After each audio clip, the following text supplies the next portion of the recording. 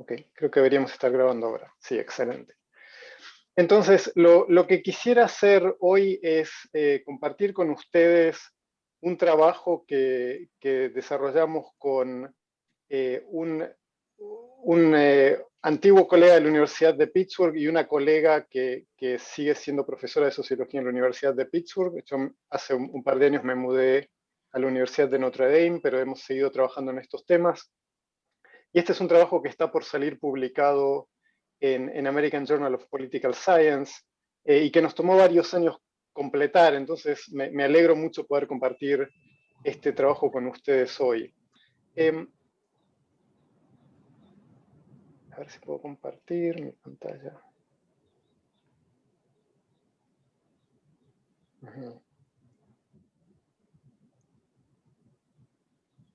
Un segundo.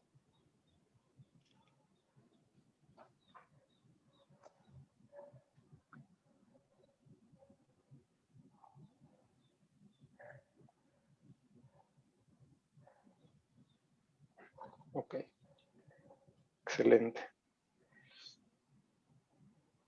Pueden ver la pantalla, ¿verdad? Sí, sí, sí. Perfecto, gracias. Y el proyecto que estoy presentando combina en realidad dos líneas de investigación que veníamos haciendo por diferentes vías. Una línea de investigación tiene que ver con una investigación sobre la representación de las mujeres y problemas de paridad en diferentes ámbitos institucionales. Y en esto Melanie Hughes, nuestra coautora, tiene una trayectoria distinguida en investigación sobre este tema. Y la otra línea de investigación sobre la cual yo venía trabajando y desde hace tiempo tiene que ver con la debilidad institucional de las Cortes Supremas en América Latina y los intentos políticos por capturar a las Cortes Supremas en América Latina. Y fue un poco Ignacio Arana, el tercer autor, quien nos convenció de sumar esfuerzos y combinar estos dos temas en un proyecto común. Entonces, para como motivar el tema de esta investigación, quisiera referirme a una nota que publicó Horacio Verbitsky en un blog a fines del año pasado. Y la nota era súper interesante porque, como todas las cosas de Verbitsky, estaba súper bien escrita y era como una noticia, como un comentario de actualidad que tenía que ver con la discusión que se está dando en el gobierno argentino en ese momento sobre la posibilidad de una reforma a la justicia. Y lo que me pareció súper interesante de esta nota cuando la leí fue que la nota empezaba destacando que el comité que el presidente Alberto Fernández había formado, muy posiblemente, contaba Verbitsky con información interna, muy posiblemente iba a recomendar la ampliación de la Corte de 5 a 9 miembros y el principio de nombramiento en esta nueva Corte sería un principio de paridad de género, lo cual implica, destacaba Verbitsky, que 4 mujeres más se sumarían a la Corte para alcanzar la paridad de género y por lo tanto, por primera vez la Corte tendría mayoría de mujeres y sería posiblemente la primera Corte en el mundo de tener una mayoría de mujeres. Entonces, esto sería como una gran motivación y una excelente razón para reformar la Corte Suprema junto con otros aspectos de la justicia. Entonces, esta era como la motivación del artículo. Lo que me pareció súper interesante fueron dos cosas. Primero, que el título era un poco extraño, porque el título Las chicas a la Corte suena un poco antiguo para un título que empieza destacando este tema. Pero además, lo más interesante era que el resto del artículo es un artículo sobre la política del Poder Judicial en Argentina y las necesidades de reformar la justicia y las dinámicas políticas de la Corte, pero el tema de género no regresa a la discusión en ningún momento. Entonces, de alguna manera creo que este artículo de Verbitsky ilustra de manera muy destacada el problema central que motiva este proyecto de investigación que nosotros tenemos y que motivó este artículo. La pregunta fundamental aquí es si si hay un liderazgo progresista dispuesto a reformar las instituciones, ¿puede ese liderazgo progresista aprovechar la debilidad institucional para ampliar la representación de sectores subrepresentados? En este caso sería para ampliar la representación de las mujeres en la Corte Suprema. Es decir, si existe un liderazgo que sea progresista y tenemos una Corte Suprema en Argentina o en cualquier otro país que sea lo suficientemente débil como para que pueda ser reconstituida y el gobierno pueda nombrar una nueva mayoría, esta es una buena oportunidad, constituye esta debilidad institucional una buena oportunidad para ampliar la representación de sectores que están poco representados, en este caso particular, de nuevo, la representación de las mujeres magistradas. Creo que este debate es central porque de algún modo combina una preocupación que tenemos, por supuesto, quienes estudiamos instituciones, con la debilidad institucional y que en el caso del Poder Judicial se traduce, por supuesto, en la preocupación por la captura política de las instituciones judiciales, en este caso de las Cortes Supremas en América Latina, con una preocupación alternativa que tiene que ver con la representación de sectores que tienen poco acceso al poder, como en este caso las mujeres, y que necesitan ser más representados, y en este caso que requieren alcanzar la paridad.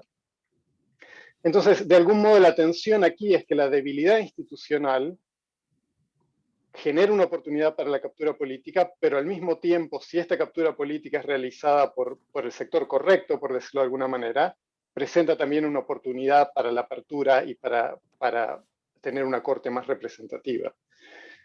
Y por supuesto, esto puede ser leído de dos maneras, ¿no? Desde un punto de vista puede ser leído como una preocupación porque las instituciones son débiles y pueden ser capturadas. Desde otro punto de vista, una interpretación puede ser que en realidad esto es verdad y puede ser un problema para la independencia del Poder Judicial, pero en otra dimensión o de otra perspectiva, en realidad esto no importa porque aún así constituye una oportunidad para ampliar la representación en la Corte. Y creo que el artículo de Verbitsky de algún modo representaba bien esta tensión entre como motivaciones políticas y oportunidad de representación. Entonces, la razón por la cual decidimos estudiar este problema en el contexto de las Cortes Supremas Latinoamericanas es porque en las últimas décadas ha habido una expansión notable de las mujeres magistradas en las Cortes Supremas y tribunales constitucionales de América Latina, de un promedio de 3% en 1980, alrededor del momento de la tercera ola de democratización. El número en promedio se ha acercado al 20%, se ha acercado al 20% en 2010. Esto posiblemente ha crecido en los últimos años, pero por supuesto sigue estando muy lejos de mostrar una situación de paridad, como ustedes pueden imaginar.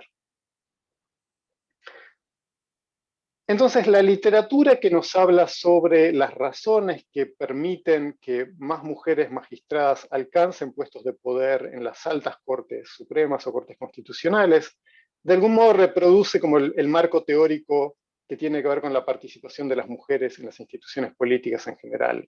La literatura destaca como categorías genéricas como la categoría de oferta, es decir, el hecho de que la sociedad genera mujeres cualificadas que tienen aspiraciones y capacidad para aspirar a estos puestos de poder.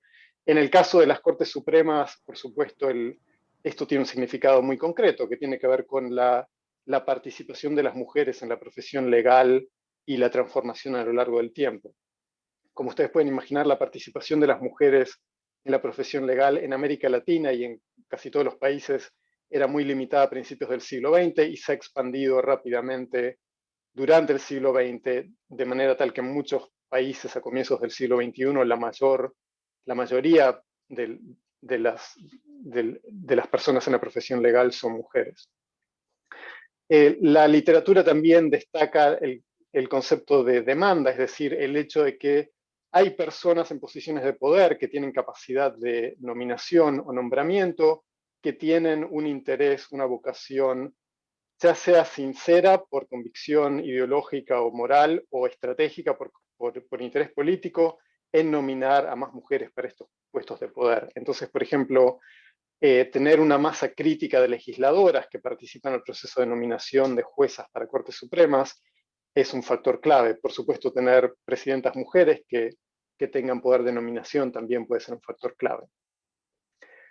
Y después hay una serie de factores institucionales que son particularmente relevantes. Por supuesto, hay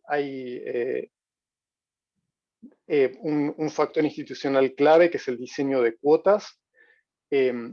En el caso del Poder Judicial, las cuotas para Cortes Supremas en el Poder Judicial son un fenómeno muy restringido. Ecuador ha adoptado cuotas, Bolivia ha adoptado cuotas, pero estas cuotas no siempre se han instrumentado de manera muy clara.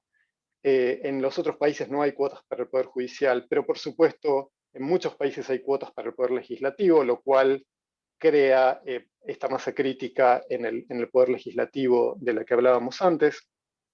Y lo que la literatura también ha destacado, y voy a volver sobre este punto al final, es que hay una literatura muy importante que sobre todo refiere a países, a democracias industrializadas, que destaca que el procedimiento de nombramiento de jueces y juezas en las Cortes Supremas o tribunales constitucionales tiene una influencia en la posibilidad de nombrar mujeres, porque lo que esta literatura destaca es que cuando el procedimiento de nombramiento es más visible, es más público, las y los políticos tienen más incentivos para nombrar mujeres porque esto se vuelve un tema de discusión pública. Mientras que en países donde el nombramiento es más burocrático, donde los jueces ascienden a través del procedimiento de carrera hasta la Corte Suprema, este proceso es mucho más oculto y más administrativo, y por lo tanto los sesgos de género se mantienen por mucho más tiempo.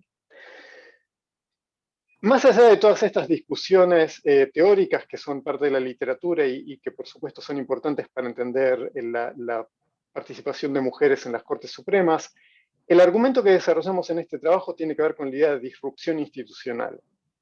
Y esto viene del trabajo de Melanie Hughes, sobre todo, nuestra coautora, que en varios trabajos lo que ella ha mostrado en diferentes contextos es que en momentos en donde las instituciones se quiebran, en momentos en donde hay una disrupción de una cierta institución, muchas veces esa disrupción institucional funciona como una oportunidad para que, al haber un recambio en las élites, al haber un quiebre en las élites, si las condiciones históricas son correctas, y esto no siempre es verdad, es una oportunidad para que las mujeres accedan a puestos de poder. Entonces, por ejemplo, lo que ella ha mostrado es que, por ejemplo, con posterioridad a guerras civiles, las legislaturas suelen incorporar más mujeres que antes, porque hay una disrupción del proceso político y buena parte de la negociación, a veces con participación de la comunidad internacional, incentiva que el sistema sea más abierto y tenga cuotas, por ejemplo. O en situaciones en las cuales ha habido un autogolpe y la legislatura, o un golpe de Estado y la legislatura ha sido suspendida, cuando se reabre la legislatura, muchas veces hay más mujeres que antes, porque hay como un reacomodamiento de la élite, de nuevo, presión de la comunidad internacional, y eso hace que el proceso sea más abierto de lo que era en el pasado. Entonces, nosotros como tomamos esta idea y construimos a partir de esta idea para pensar el problema en el contexto de las Cortes Supremas en América Latina. Y entonces lo que enfatizamos son dos mecanismos en realidad que se combinan, que de algún modo colisionan para abrir oportunidades para las mujeres. El primero es el fenómeno de las purgas judiciales, que como les voy a mostrar en un minuto, ha sido un fenómeno históricamente común en América Latina. Y lo que entendemos por purgas aquí es algo muy específico, y básicamente es una situación en la cual una mayoría de los miembros o las miembros de la Corte Suprema salen en un año dado, salen en un mismo momento, a pesar de que no hay un mandato constitucional para que salgan en ese momento. Entonces, ustedes pueden imaginar que hay ciertas cortes en las cuales todos los miembros tienen un periodo fijo y terminan su mandato en el mismo año, y entonces salen todos juntos en el mismo año. Esto no es una purga, es simplemente que todos terminaron su periodo en el mismo año. Pero hay muchos casos históricos en los cuales observamos, a veces es claro el motivo y a veces no es tan claro el motivo histórico, pero observamos, de hecho, que la mayor parte de una Corte Suprema sale todo al mismo tiempo, y en realidad no tendrían que estar saliendo, porque a veces tienen mandatos vitalicios, o a veces tienen un periodo más largo, pero por algún motivo, que suele ser obviamente algún motivo de presión política, son convencidos a renunciar o son forzados a renunciar todos juntos, o al menos una mayoría de la Corte al mismo tiempo. Esto es lo que identificamos como una potencial purga judicial. Entonces, las purgas judiciales lo que hacen es básicamente remueven a los jueces que están en la Corte.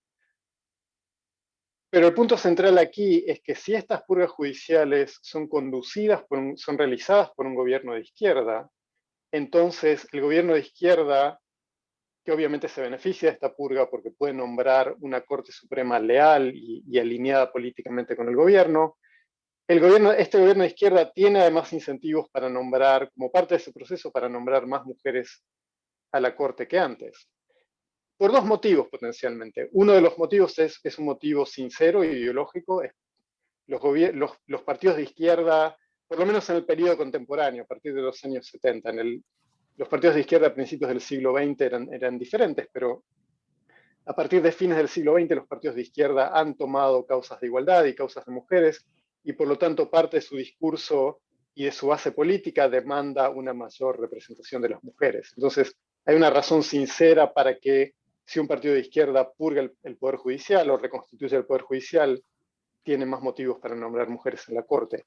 Pero también hay una razón estratégica, a la cual que voy a explorar en más detalle después, y es que las audiencias internacionales que están observando este fenómeno y que potencialmente pueden ser críticas de un intento por capturar el Poder Judicial, pueden ser menos críticas de este proceso si esta reconstitución del Poder Judicial está justificada en parte como un intento para formar un Poder Judicial más igualitario.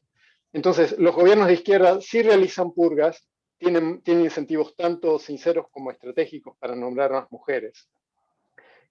Por supuesto, las purgas también son realizadas por gobiernos de derecha, pero en el caso de los gobiernos de derecha, ni su ideología ni su base social posiblemente demande tanto una reconstitución igualitaria del Poder Judicial. Entonces, posiblemente las justificaciones van a ser otras, ¿verdad? Para realizar una purga. Va a haber más énfasis en, por ejemplo, eliminar la corrupción en el Poder Judicial, que es un problema diferente. Entonces, de algún modo, nuestra hipótesis central es que si se produce una purga judicial y si esta purga es realizada por y beneficia a un gobierno de izquierda, entonces posiblemente esta disrupción institucional va a producir, por supuesto, el efecto negativo de limitar la independencia del Poder Judicial, pero potencialmente puede producir un efecto positivo de ampliar el número de mujeres en la Corte. Entonces, simplemente para mostrarles los datos con los que estamos trabajando, quería mostrarles este gráfico. Y lo que quisiera preguntarles es si ustedes pueden ver la parte de arriba del gráfico, porque yo tengo la barra que muestra los comandos de Zoom, pero no sé si esta barra a ustedes les está tapando parte del gráfico o no. No, no. ¿No? Perfecto, gracias, Analia. Entonces, lo que este gráfico está mostrando es básicamente los datos con los que estamos trabajando.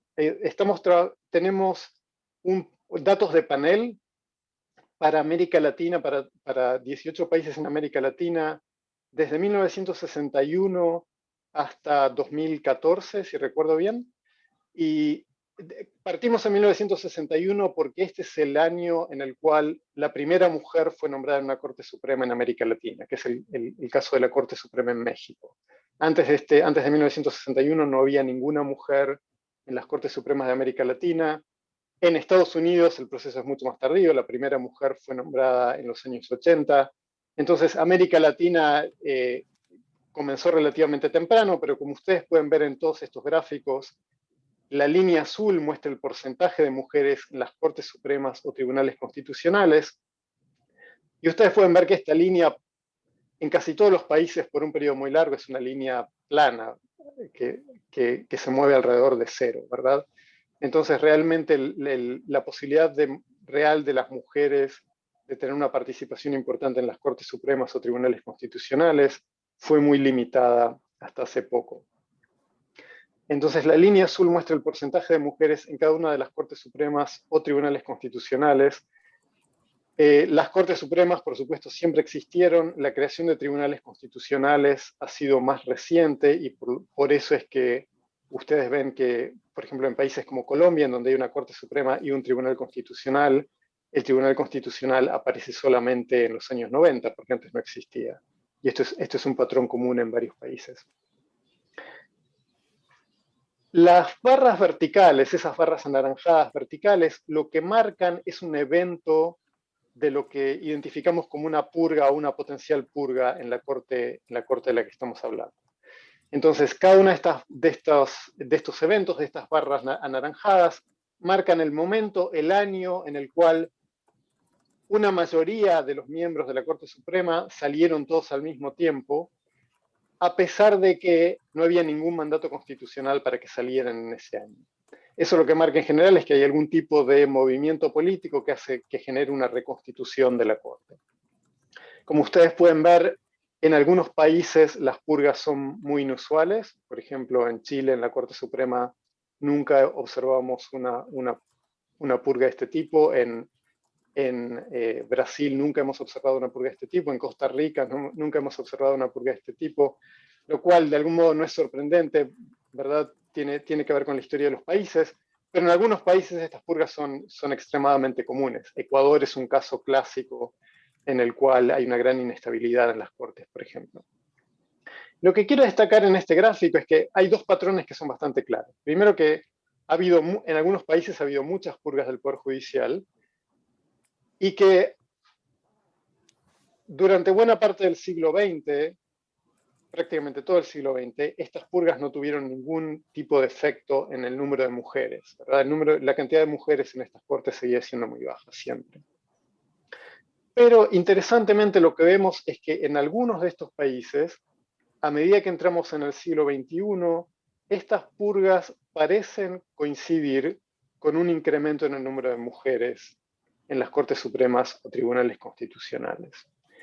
Y esto, en principio, sería consistente con la idea de que lo que vemos a fines del siglo XX y comienzos del siglo XXI es este momento que algunos autores han denominado la marea rosada, que es este momento en donde hay más gobiernos de izquierda en América Latina. Entonces, la secuencia histórica parecería de algún modo confirmar esta idea que estamos explorando. Entonces, lo que decidimos hacer es, utilizando estos datos, que son datos de panel, la variable dependiente básicamente captura para cada corte en cada año, desde 1961 hasta 2014, cuál es el porcentaje de mujeres en la corte. Lo que hacemos es analizar estos datos para ver si la combinación de purgas judiciales con un gobierno de izquierda en ese momento histórico generan un aumento en el número de mujeres en la corte. Entonces, lo primero que hacemos es lo que denominamos, lo que se conoce como un modelo de diferencias en diferencias. Y ya les pido disculpas porque buena parte de las tablas que voy a mostrar tienen, el texto de la tabla está en inglés, pero simplemente porque tomé la tabla del artículo que se está por publicar, entonces es la tabla original. Pero en este modelo, básicamente lo que estamos haciendo es un modelo en el cual, como les decía antes, la variable dependiente es el porcentaje de mujeres en la corte en cada país y en cada año, o en cada corte y en cada año, porque algunos países tienen dos cortes. Tenemos variables dicotómicas que capturan, que identifican a cada corte, de manera tal que algunas cortes, por su naturaleza, pueden tener más mujeres que otras, por motivos que no sabemos cuáles son. Tenemos variables independientes que capturan, variables dicotómicas que capturan año a año, de manera porque puede haber una tendencia histórica para que haya más mujeres en las cortes, y por supuesto esto es verdad. Pero más allá de estas, no estoy mostrando estas variables dicotómicas en la tabla porque son muchísimas, pero la variable, una vez que controlamos por todo esto, la variable que realmente importa es una variable dicotómica que captura la combinación de una purga judicial en ese año y la presencia de un gobierno de izquierda. Entonces, cuando estas dos cosas coinciden, tenemos una variable dicotómica, que es esta variable que dice reshuffle y left, que combina que captura los dos fenómenos juntos, cuando se producen juntos. Y aquí lo que evaluamos en ese modelo que dice 1.1, lo que evaluamos es el impacto sobre el porcentaje de mujeres en la corte un año después de que se produce la purga. Y lo que ustedes pueden ver es que cuando se combinan estos dos elementos, un año después de que se produce la purga, una purga realizada por un gobierno de izquierda, el número de mujeres en la corte o el porcentaje de mujeres en la corte crece más o menos en un 5%. No es un crecimiento enorme, no es un efecto enorme, es un efecto modesto, pero es un efecto significativo y es consistente.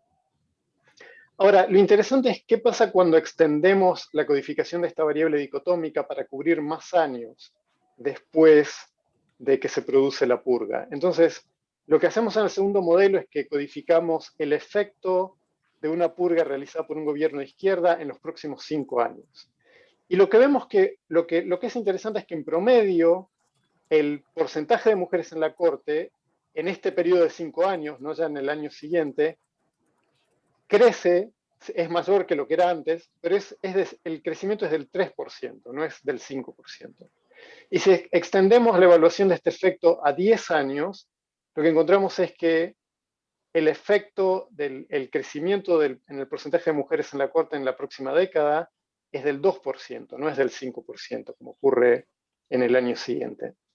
Entonces, lo que pareciera es que hay un incremento en el porcentaje de mujeres de un 5% en promedio, que de nuevo es un efecto moderado pero significativo, y después este efecto tiende a desvanecerse a lo largo del tiempo. Posiblemente porque las mujeres se retiran o porque hay otras mujeres que se retiran y no son reemplazadas en la corte. Es decir, no parece que este efecto sea particularmente sustentable. Entonces, lo que decidimos hacer es modelar este mismo proceso utilizando un modelo de panel dinámico, porque los modelos de panel dinámico justamente lo que capturan la posibilidad de que un efecto, un shock, en este caso la purga del Poder Judicial, produzca un efecto sobre la variable dependiente, pero ese efecto se desvanezca a lo largo del tiempo. Entonces, en los modelos de panel dinámicos, estos son modelos de regresión, en donde básicamente hay una variable dicotómica para cada corte y después tenemos el valor rezagado de la variable dependiente como parte del modelo, es decir, el porcentaje de mujeres en el año anterior al año que estamos observando. Y tenemos las dos variables principales que nos interesan y un montón de variables de control que voy a describir rápidamente. Y de nuevo les pido disculpas porque esta tabla está en inglés, pero está tomada del artículo. Entonces, las dos variables independientes que nos interesan fundamentalmente son una variable dicotómica que captura un evento de purga, lo que llamamos un reshuffle en un año dado, y una segunda variable independiente que es una variable dicotómica que captura si un gobierno de izquierda está en el poder en un periodo específico. Lo que nos interesa en realidad, como les mostré antes, es la combinación de estos dos factores. Entonces vamos a tener los modelos, como van a ver después, cada una de estas variables y la interacción de estas dos variables.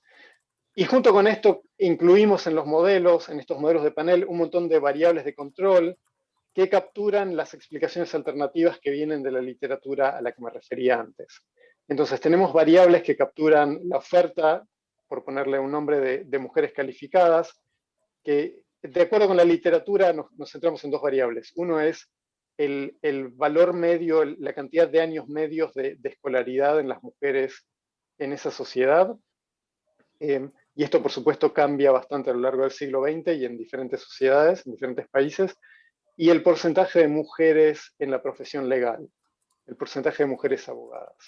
Después tenemos una serie de medidas que capturan la demanda, es decir, la voluntad de nombrar mujeres calificadas en estas posiciones en la Corte Suprema, que tienen que ver con tener el porcentaje de mujeres que son legisladoras en el Congreso, si hay una mujer como presidenta del país en ese momento, y si hay cuotas judiciales que exigen la nominación de un cierto porcentaje de mujeres en la Corte Suprema. Y después tenemos una serie de variables que capturan, sobre todo variables dicotómicas, que capturan el marco institucional para el nombramiento de las y los jueces en la Corte Suprema, porque como les decía antes, hay una discusión en la literatura que sugiere que Si el procedimiento es más visible, entonces es más posible que haya incentivos políticos para nombrar mujeres. Entonces, si el presidente o presidenta está involucrado en la nominación, como en el caso de Argentina, tenemos una variable dicotómica que captura eso. Si, por el contrario, la nominación viene del de un consejo de la magistratura, tenemos una variable dicotómica que captura eso. Si el Congreso participa en el nombramiento, como en el caso de Argentina, el Senado, tenemos una variable que captura eso, una variable dicotómica. Y después tenemos dos variables institucionales que capturan también si la Corte tiene mandato vitalicio, como en el caso de Argentina, porque el mandato vitalicio obviamente lo que hace es que prolonga, a menos que haya una purga, por supuesto, prolonga la duración de los jueces que ya están en el poder. Y como los jueces que ya están en el poder, en el cargo, tienden a ser hombres, esto naturalmente debería extender el hecho de que estas cortes están ocupadas por hombres y debería demorar más el ingreso de mujeres a lo largo del tiempo. Y después también el tamaño de la corte. Por supuesto, es mucho más fácil nombrar mujeres o cualquier otro grupo en la corte cuando hay más asientos para distribuir. Y después tenemos una serie de variables que buscan capturar aspectos de la cultura, que también es parte de la explicación, son explicaciones que aparecen en la literatura. Una variable que construimos es una variable que captura como el nivel cultural de sexismo en la sociedad. Esta es una variable, es como un índice que construimos a partir de datos de la encuesta mundial de valores. La encuesta mundial de valores tiene una pregunta que dice si los hombres son mejores líderes que las mujeres, y de acuerdo con la respuesta a esa pregunta, nosotros construimos una escala y expandimos, como hacemos una predicción de esta escala para todos los países y años que estamos observando, y esto es como una medida, una proxy para el nivel de sexismo en la sociedad, es simplemente una variable de control. El nivel de independencia judicial, perdón, la otra variable que captura como alternativa para capturar aspectos culturales es una variable construida por el proyecto Varieties of Democracy que mide la participación de las mujeres en la sociedad civil, en organizaciones de la sociedad civil, y entonces es también otra forma de medir indirectamente el empoderamiento de las mujeres a nivel social. Y después tenemos otras dos variables institucionales muy macro, que son el nivel de democracia, también del proyecto de variedades de democracia, y una variable que captura, que mide el nivel de independencia judicial. Y esto es algo que surgió de algunos evaluadores o evaluadoras del artículo, que básicamente nos dijeron, nos hicieron notar que hay una literatura que muestra que a veces los políticos están más dispuestos a nombrar mujeres en posiciones de poder que son menos codiciadas por los hombres, en las cuales hay menos competencia. Y entonces, cortes con más independencia y con más autonomía posiblemente son más disputadas por hombres con poder y por lo tanto podrían ser menos accesibles para las mujeres. Entonces estamos controlando por esto también. Entonces, simplemente para mostrarles los resultados, lo que estimamos son modelos dinámicos de panel, es decir, modelos en los cuales cada unidad de análisis es una corte en un año dado. La variable dependiente, como les decía antes, es el porcentaje de mujeres magistradas en cada corte en cada año.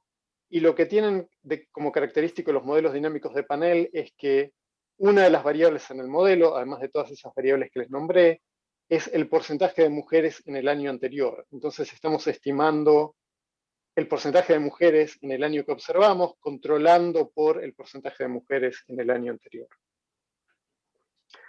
Y estimamos estos modelos de dos maneras. No me voy a detener demasiado en los detalles estadísticos para no atormentarlos con esto, pero por supuesto podemos hablar más, si quieren, después sobre esta cuestión más técnica.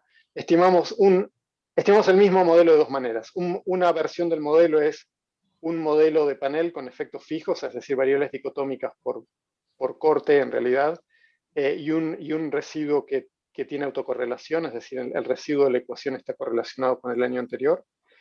Y también estimamos el modelo utilizando el estimador de Arellano-Bond, que básicamente lo que hace es que trata esta variable rezagada, es decir, este valor para el porcentaje de mujeres en el año anterior, que entra como una variable independiente al modelo, trata esta variable como una variable endógena, porque hay ciertos problemas de estimación. De nuevo, si quieren puedo hablar más de eso después, pero el punto fundamental es que estimando los modelos de las dos maneras, el resultado es básicamente el mismo. Entonces, lo que les estoy mostrando aquí es el resultado de los dos modelos. Y de nuevo les pido disculpas porque las etiquetas de la tabla están en inglés. El modelo con efectos fijos y el modelo de Arellano-Bond. Este es un modelo en el cual las purgas y los gobiernos de izquierda están tratados como dos variables independientes sin interacción, sin que interactúen entre sí. Y lo que pueden ver en esta primera estimación del modelo es que las purgas parecen tener un efecto sobre el porcentaje de mujeres. Cuando hay una purga, en promedio, ya vimos que esto varía mucho por país y a lo largo del tiempo, pero en promedio, cuando hay una purga de la Corte Suprema, el porcentaje de mujeres parece crecer en aproximadamente 2%, inmediatamente después de la purga. Y los gobiernos de izquierda como tales no parecen nominar más mujeres a las Cortes Supremas. Pareciera que este efecto no es significativo. Entre las variables de control, las variables que parecen influenciar el porcentaje de mujeres en las Cortes Supremas de manera consistente en los dos modelos son el nivel de escolaridad de las mujeres en estas sociedades. Curiosamente, el porcentaje de mujeres abogadas tiene un efecto significativo en un modelo, pero no en el otro. Y después hay entonces la variable de oferta que más parece ser relevante es la escolaridad de las mujeres, históricamente. Las variables de demanda que parecen ser más importantes son el hecho de que haya una mujer presidente en el poder y el hecho de que haya una cuota para el Poder Judicial, que como les decía antes, solo existe en Ecuador y en Bolivia.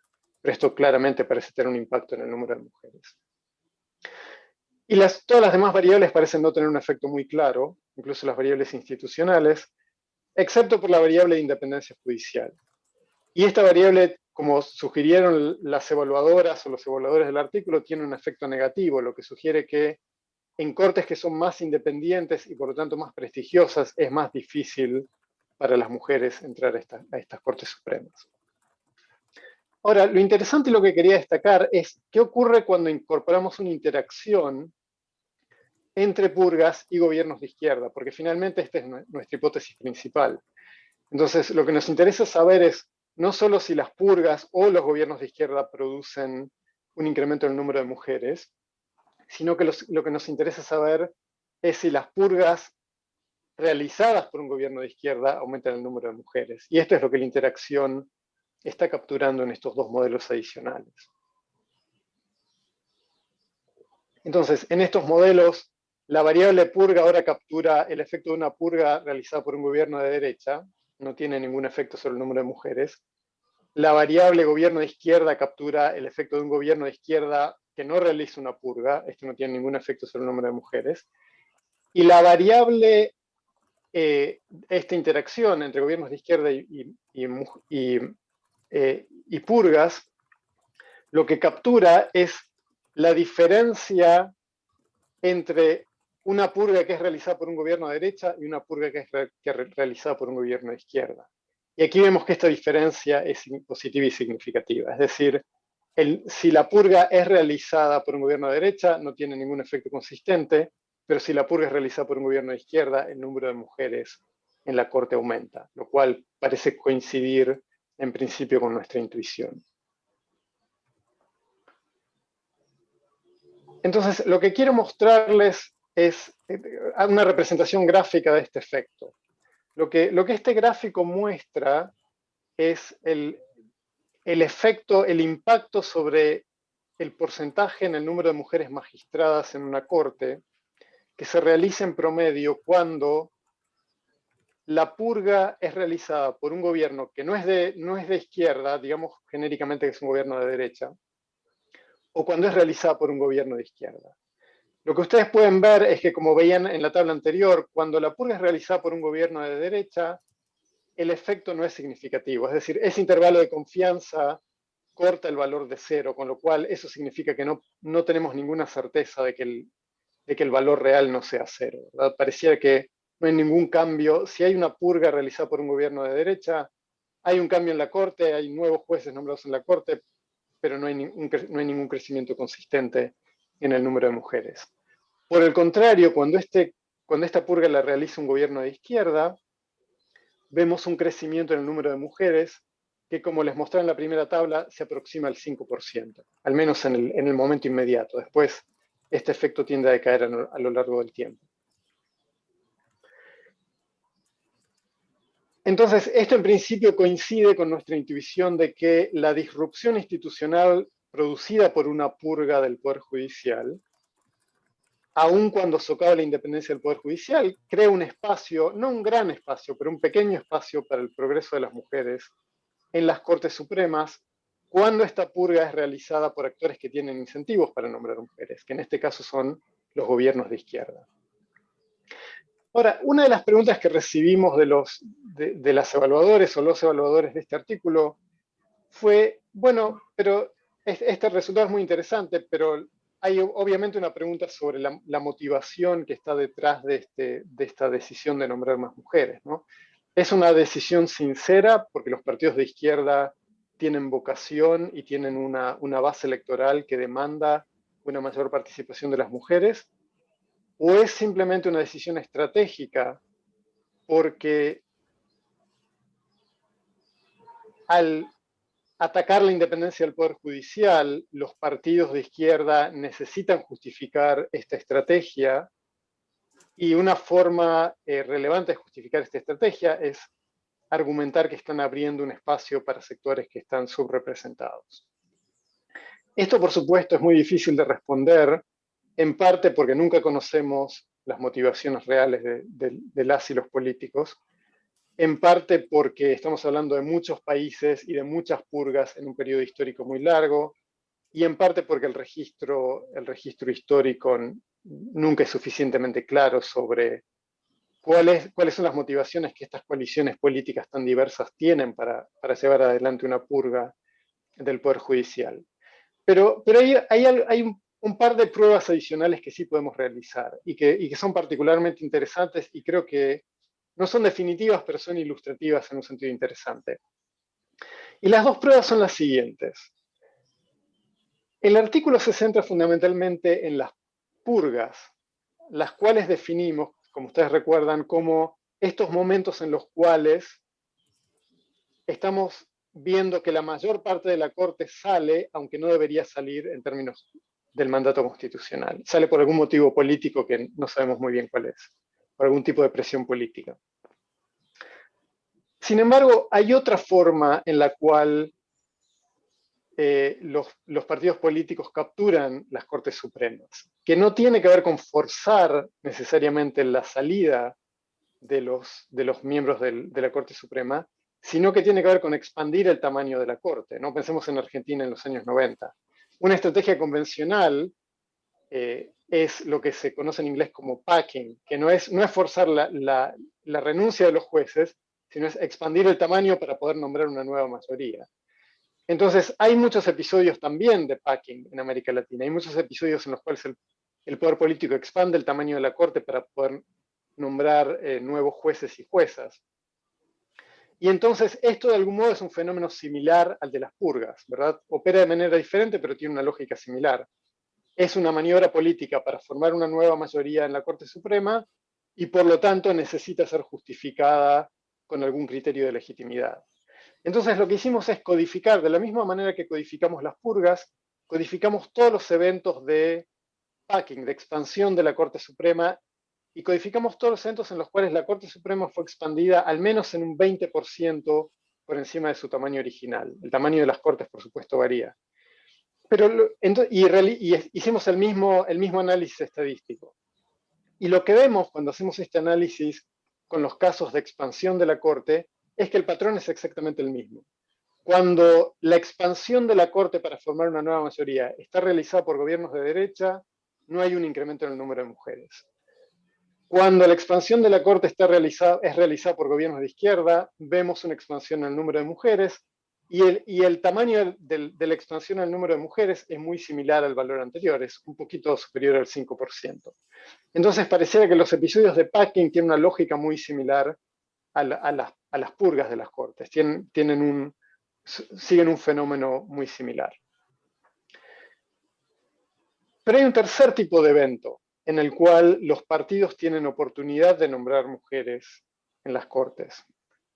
Y este es el tipo de evento en el cual, es el momento en el cual la mayoría de la corte cambia, no porque hay una operación política para ampliar la corte o para purgar la corte y forzar la renuncia de los jueces, sino que hay países en los cuales el diseño institucional establece que, como les decía antes, los jueces tienen, o las juezas tienen mandatos fijos, estos mandatos terminan al mismo tiempo y por lo tanto hay una renovación de la mayoría de la corte en un momento histórico dado. Y a veces esta renovación beneficia a un partido de derecha que está en el poder y a veces esta renovación en masa beneficia a un partido de izquierda. Y entonces realizamos este mismo análisis estadístico, pero distinguiendo momentos en los cuales, codificando momentos en los cuales hay una renovación completa de la Corte o una renovación de la mayoría de la Corte, porque la Constitución establece que hay periodos fijos y que este es el momento en el cual la Corte se tiene que renovar. Y cuando hacemos este análisis para los nombramientos de partidos de izquierda y los nombramientos de partidos de derecha, lo que encontramos que es bien interesante es que en estas situaciones en las cuales hay mandatos concurrentes que terminan al mismo tiempo, y los partidos de izquierda tienen oportunidad de nombrar una nueva mayoría, pero no necesitan una justificación política para nombrar a la nueva mayoría, en estos casos no hay ninguna diferencia entre la derecha y la izquierda. Tanto los partidos de derecha como los partidos de izquierda no parecen nombrar más mujeres en la Corte y el efecto es estadísticamente no significativo. Entonces, esto lo que sugiere, por supuesto, es evidencia muy circunstancial e indirecta, pero esto lo que sugiere es que hay un componente estratégico fuerte en la motivación para nombrar mujeres en las Cortes Supremas, en estos casos, ¿verdad? Tanto en los casos de purgas como en los casos de packing o de expansión de la Corte Suprema, pareciera que los partidos de izquierda nombran más mujeres en parte porque esto permite legitimar la operación política para capturar la Corte. Los partidos de derecha tienen un tipo de base de apoyo completamente diferente, entonces justifican estas operaciones de otra manera, como decía antes, a menudo invocan un problema de luchar contra la corrupción judicial o algo similar. Pero cuando los partidos de izquierda tienen la oportunidad de nombrar más mujeres y no necesitan hacer una justificación extraordinaria de esa operación, entonces simplemente pareciera que este efecto no se produce. No quiero extenderme mucho más, pero lo que sí quiero destacar es que este artículo, que todavía no salió publicado, pero ya está prepublicado en American Journal of Political Science, parece coincidir con otros artículos que están siendo prepublicados en este mismo momento y que apuntan en diferentes, que cubren muchos más países, no solo América Latina, que cubren cortes supremas en todo el mundo, y que de algún modo tienden a reforzar esta intuición de diferentes maneras. Por ejemplo, hay un artículo que está por ser publicado en en Journal of Politics. Es un artículo de María Escobar Lermon, Valerie Hextra y Alice Kang y Mickey Kittleson, que básicamente lo que destaca es que vuelve a esta pregunta sobre las condiciones institucionales que generan incentivos para que las y los políticos nombren más mujeres en las Cortes Supremas, vuelve a esta literatura a la que me refería antes, pero lo que destaca es que estos mecanismos institucionales que, como decía antes, hacen que las formas de nombramiento más públicos, que tienen más publicidad, creen más incentivos políticos para el nombramiento de mujeres.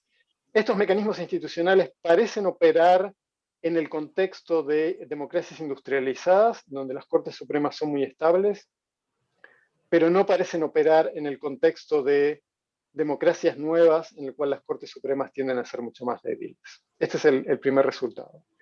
El segundo artículo que está por ser publicado, que está prepublicado en American Political Science Review, que es un artículo de Nancy Arrington, Lian Bass, Adam Glynn, Jeff Staton, Brian Delgado y Stefan Lindbergh, es un artículo que destaca, que está bastante en coincidencia con nuestro artículo, y que lo que destaca es que también está en diálogo con esta discusión sobre si el diseño institucional crea incentivos para nombrar más mujeres, y lo que marcan en diálogo con nuestro artículo y con este otro artículo al que me refería antes, es que pareciera que no es tanto el diseño institucional como tal lo que genera incentivos para nombrar más mujeres, sino el cambio del diseño institucional. Cuando hay reformas constitucionales, es decir, cuando hay inestabilidad institucional, y hay una reforma del modelo a través del cual se nombran jueces a la Corte Suprema, pareciera que esto crea una oportunidad para nombrar magistradas. Entonces, de nuevo, hay una historia en la cual la inestabilidad del marco institucional parece favorecer el acceso de las mujeres a la Corte. Ahora, finalmente, el punto que quiero destacar como para cerrar la conversación es que, o esta presentación, es que hay una cuestión fundamental, y es, como les decía al principio, y los modelos dinámicos muestran en más detalle, estas transformaciones, en primer lugar, pareciera que la motivación de los gobiernos de izquierda para nombrar mujeres en el contexto de una purga del Poder Judicial es una motivación más bien estratégica. Y esto es consistente con el hecho de que las transformaciones parecen no ser sustentables. Como les mostré en la primera tabla, el incremento del número de mujeres es modesto, es significativo, pero es modesto, es apenas 5%, lo cual ustedes pueden imaginar que 5% se necesita una corte muy grande para que una mujer entre a la corte, si estamos hablando de un efecto de un 5%. Pero además ese efecto tiende a declinar a lo largo del tiempo. Entonces, a medida que pasa el tiempo, el porcentaje de mujeres en la corte no se mantiene en 5% y no crece, sino que tiende a decrecer. Lo que sugiere que el retiro de las mujeres, la jubilación de las mujeres o nuevas purgas quizás, hacen que el número de mujeres en la corte vuelva a decaer. Entonces, esto lo que sugiere es que, ya para concluir, que las instituciones débiles potencialmente ofrecen una ventana de oportunidad para que si los actores políticos correctos o el partido político correcto aprovechan esa debilidad institucional, es posible aprovechar esa ventana de oportunidad para incorporar a nuevos sectores que están excluidos en las instituciones políticas. Pero posiblemente esta es una estrategia poco duradera, porque lo que pareciera, la conclusión más importante de nuestro artículo es que pareciera ser que, aun cuando esta oportunidad se produce, esta oportunidad es muy modesta y en el largo plazo tiende a no ser sostenible. Entonces, el costo de debilitar las instituciones para crear un cierto nivel de apertura posiblemente tiende a ser poco sostenible en el largo plazo. Muchas gracias por su atención. Sé que la presentación fue larga, pero desde ya les agradezco mucho sus preguntas y sus comentarios.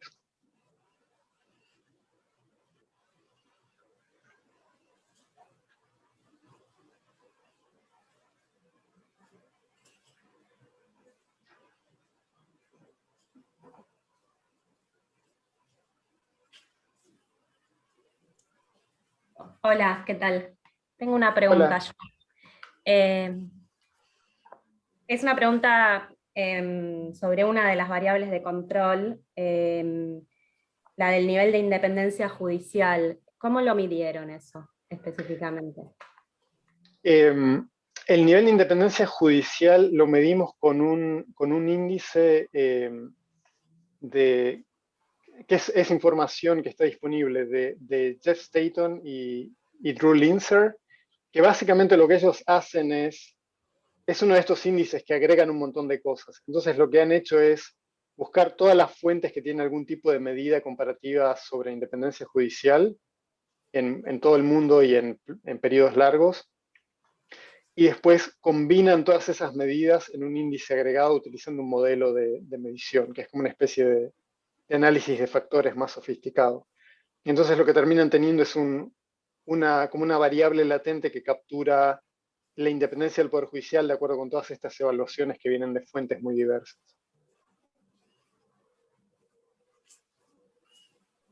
Gracias. La ventaja de este índice es que es público y es fácil de acceder. Entonces, si te interesa la referencia, la puedo buscar y te la mando. Sí, después sí, no sé cómo pido tu mail o algo porque me interesa. Sí, tienen mi correo, ¿no? Lo No. voy a escribir en el chat. Así lo tienen por si me quieren contactar. Gracias. Listo. Yo tenía una comentario consulta. Bueno, primero que está sin duda muy interesante la investigación y muchas gracias por el tiempo para exponerla con nosotros.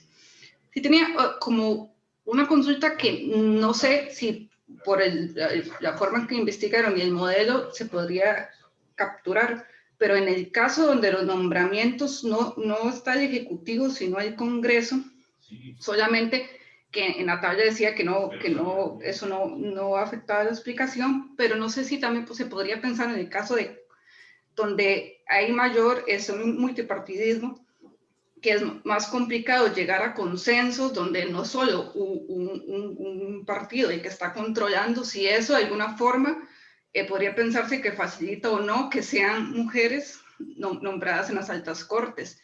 Y otro que obviamente también me parece como más complicado de capturar es cuando, si bien el nombramiento que suele estar establecido a nivel constitucional no varía, pero a nivel informal hay algunas dinámicas porque son nombramientos políticos que sí varían. Yo pienso, por ejemplo, para el caso costarricense, que sí que yo conozco, que nombra solo el Congreso, el Ejecutivo no tiene cartas en asunto, si bien no ha cambiado mucho, o sea, de hecho no ha cambiado como está establecido en la ley constitucional, sí se han creado, por ejemplo, comisiones donde se supone que se intenta transparentar un poco más el proceso.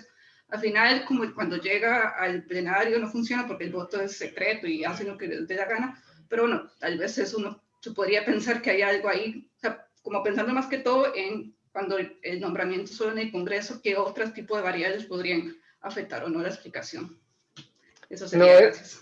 No, es una pregunta súper interesante. La verdad es que nosotros no prestamos demasiada atención a esos detalles, porque simplemente estas eran variables de control para dialogar con la literatura existente. Pero, por ejemplo, el artículo de María Escobar Lemon que les mencionaba está centrado sobre todo en este efecto institucional.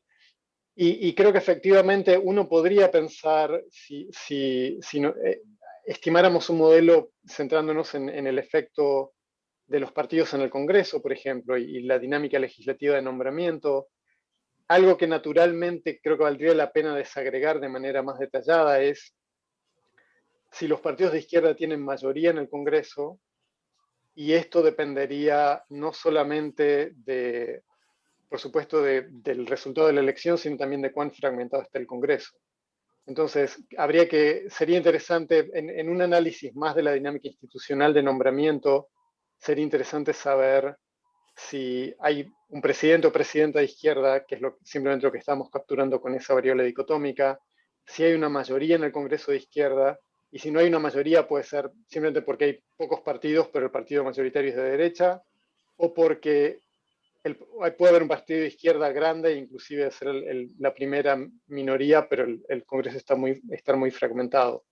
Entonces sería posible, creo, en un análisis más detallado del proceso legislativo, desagregar estas variables con datos. Y me parece que eso es viable. El mecanismo de la comisión es súper interesante, como estos mecanismos más informales, eso me parece súper interesante. Y creo que sería mucho más difícil de capturar, ¿no?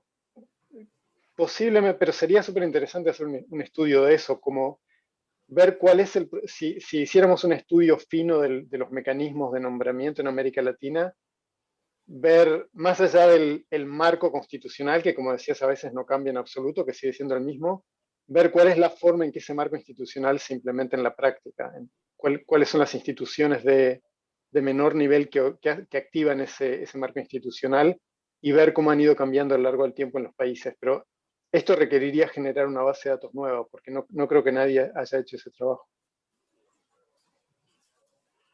Gracias.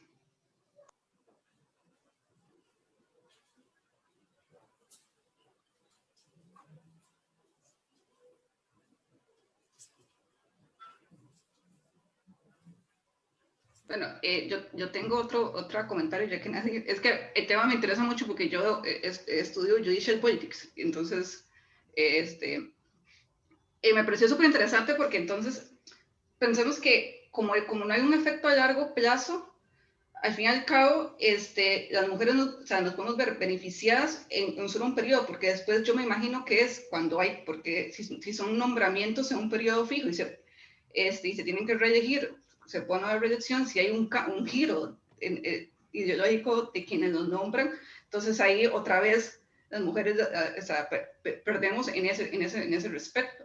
Entonces, como es algo mucho más informal, entonces volviendo a la importancia del diseño institucional, sí habría que en el caso donde se respete, pensar que de alguna forma sí sería importante, porque si no, a la larga, si se dejan de ver gobiernos más progresistas o de izquierda, entonces de nuevo van a haber mucho menos porcentaje de mujeres nombradas.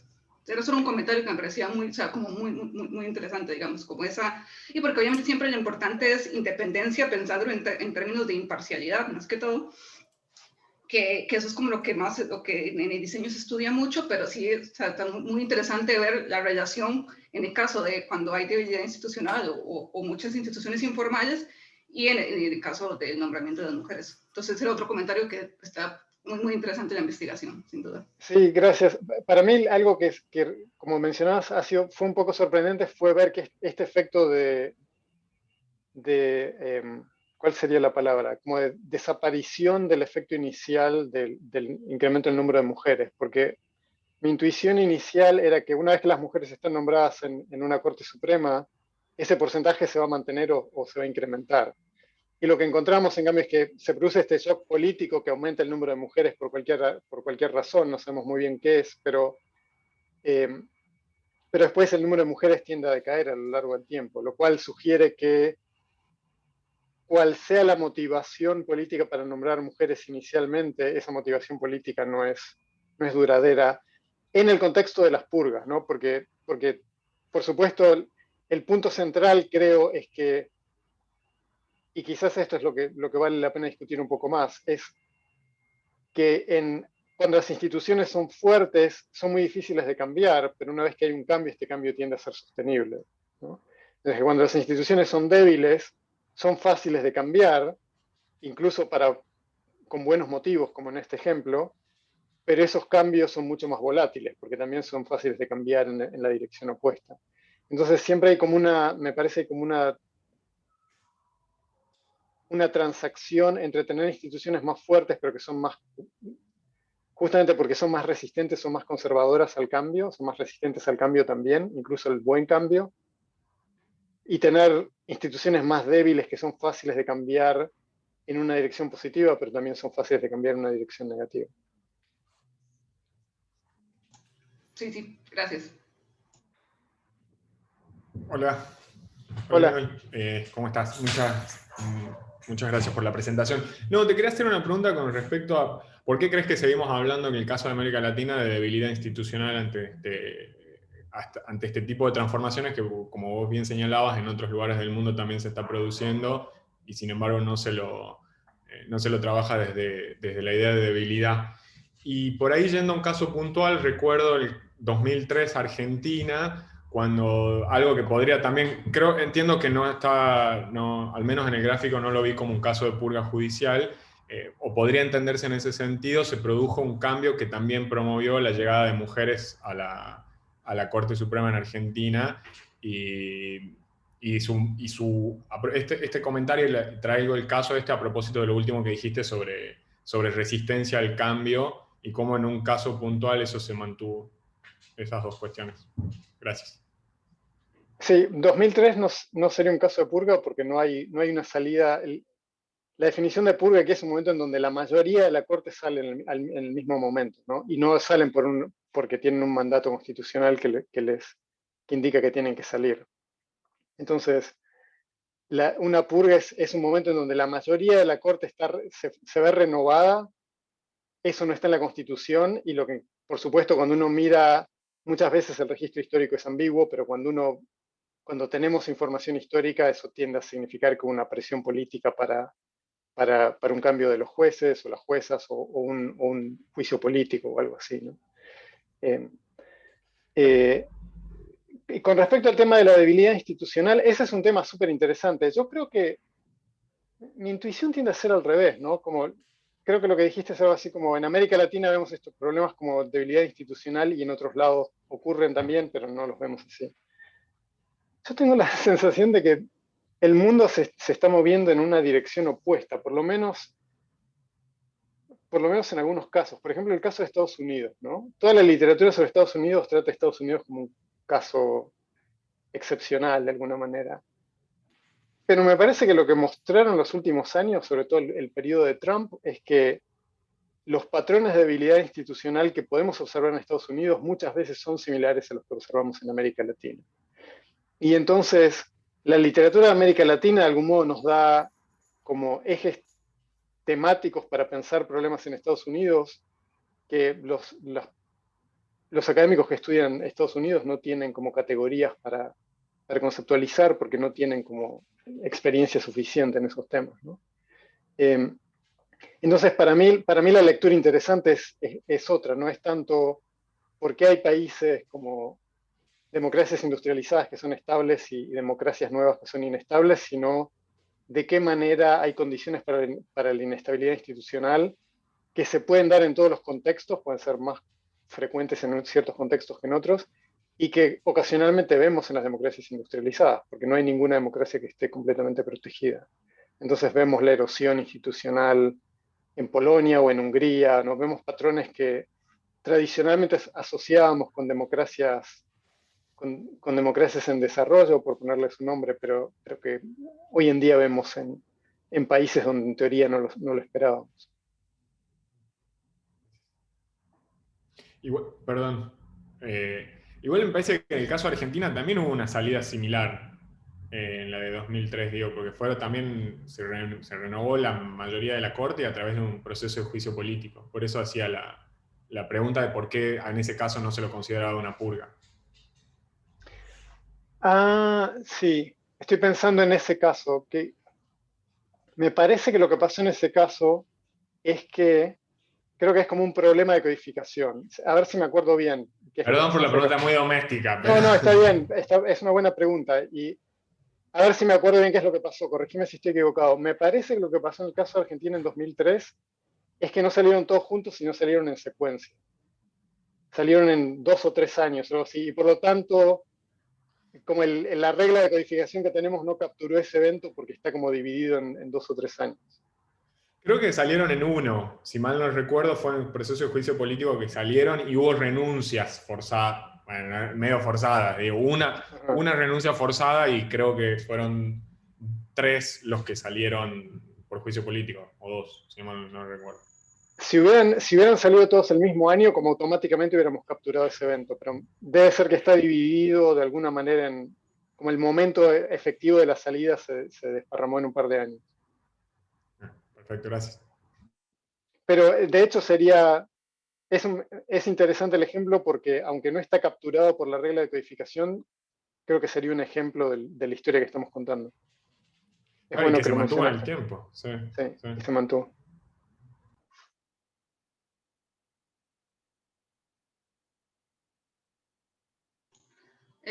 Yo de nuevo, pero porque se me acaba una consulta.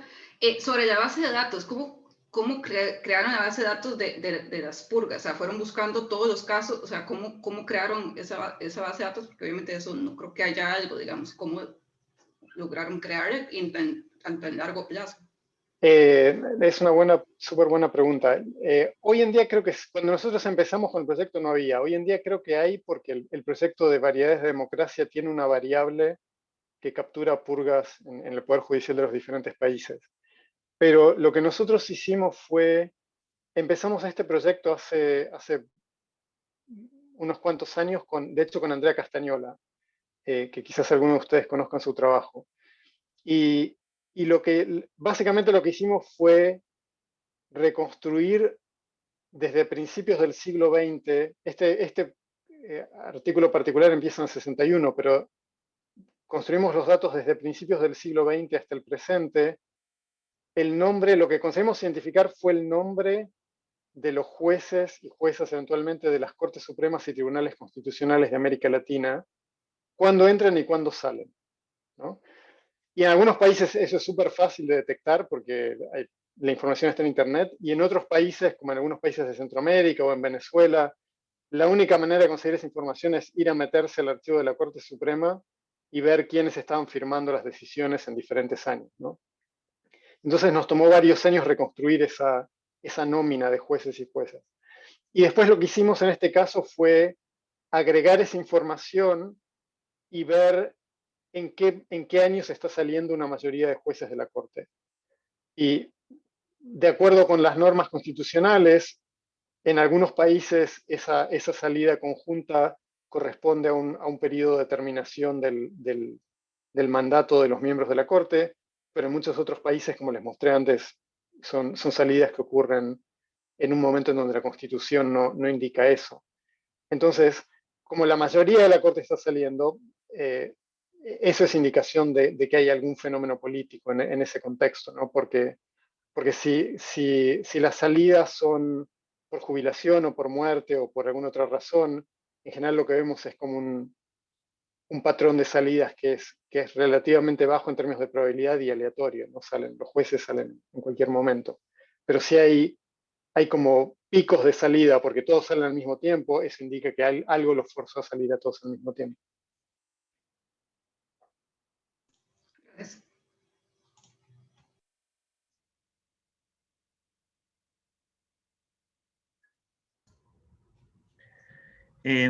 ¿Qué tal? Hola. Una pregunta sobre la serie temporal que abarcan, no me quedó claro, me parece que por la filmina toman desde la década del 60 hacia adelante, pero no me terminó de quedar claro. Y en torno a eso, si efectivamente es así, si encontraron diferencias en los gobiernos de izquierda dentro de la serie de tiempo, ¿no? Es cierto que antes de la ola rosa no abundan los gobiernos de izquierda en la región, pero me preguntaba si de los gobiernos, pocos gobiernos de izquierda previos a esa ola y los gobiernos de la ola hay diferencias sustanciales en el nombramiento de mujeres en la Corte. Ajá. Sí, súper buena pregunta. Empezamos en el 61. La razón por la cual empezamos en el 61 es porque antes no hay ninguna mujer en las Cortes Supremas. Entonces, el 61 es el año en el cual se nombra la primera mujer en México y entonces tomamos ese año como punto de partida porque no tenía mucho sentido analizar la variación antes. Y por supuesto, el número en México sigue siendo muy bajo y en todos los países es cero por un periodo muy largo, ¿no? Entonces hay mucha variación. Y efectivamente el número de mujeres crece a fines del siglo XX, comienzos del siglo XXI. De nuevo, todavía está muy lejos de la paridad, pero mejora. Lo cual, de algún modo, por supuesto, tiene que ver con cambios culturales y cambios en las expectativas y muchos factores, pero también coincide de alguna manera con el periodo de que aparecen más gobiernos de izquierda. Entonces, esto en principio tiene sentido, ¿no? Ahora, cuando hacemos el análisis estadístico, no sé si recuerdan que les mostré un modelo en el cual está la variable que captura las purgas y está la variable que captura si hay un gobierno de izquierda, antes de meter la interacción. Y las purgas tienen un efecto positivo sobre el porcentaje de mujeres, lo que significa que en promedio las purgas aumentan el número de mujeres. Después sabemos que son los gobiernos de izquierda que usan las purgas para eso, ¿no? Pero en promedio las purgas aumentan el número de mujeres.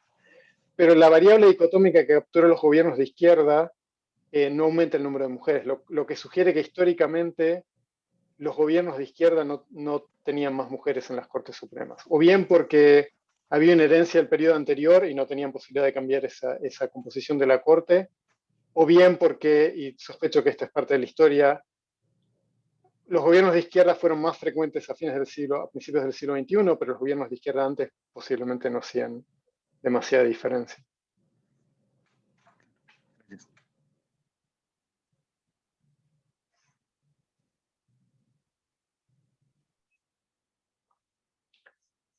Esto en realidad conecta con todo un debate en la literatura sobre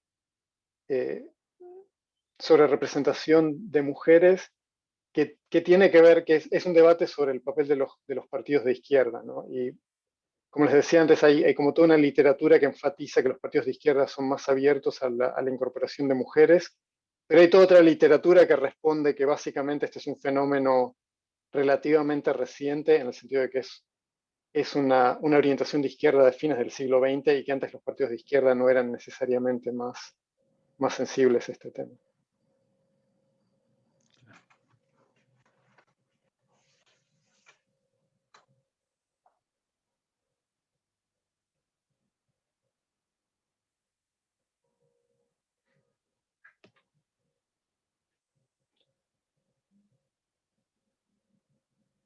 Bueno, espero que les haya interesado el proyecto y ustedes tienen mi correo. Gracias, Mónica, por el comentario.